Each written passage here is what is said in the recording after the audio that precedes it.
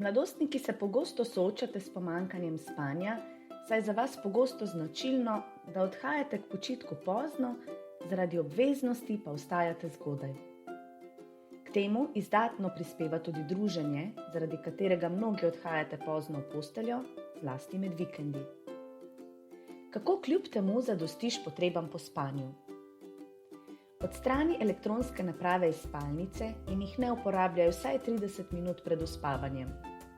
Modra svetloba, ki jo zasloni oddajajo, moti uspavanje in spanje. Čez dan bodi čim več telesno dejaven, vendar ne tik pred spanjem. Kofeinu, ki se nahaja v kavi, nekaterih čajih, osvežilnih in energijskih pijačah ter temni čokoladi, se izogibaj vsaj 4 ure pred spanjem.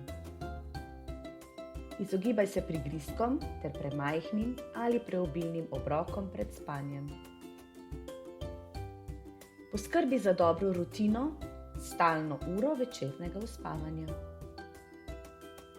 Tvoja spalnica naj bo udobna, tiha, mirna in temna, dobro prezračena in ne preveč ogreta.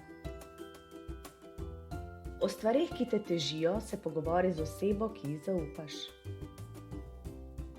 Obdrži urejen ritem spanja in budnosti cel teden in se izogibaj predolgemu spanju med vikendi. Bodi zjutraj ter preko dneva čim več izpostavljen dnevni svetlobi. Na dober spanec lahko vplivaš že v trenutka, ko vstaneš. Naj šteje cel dan.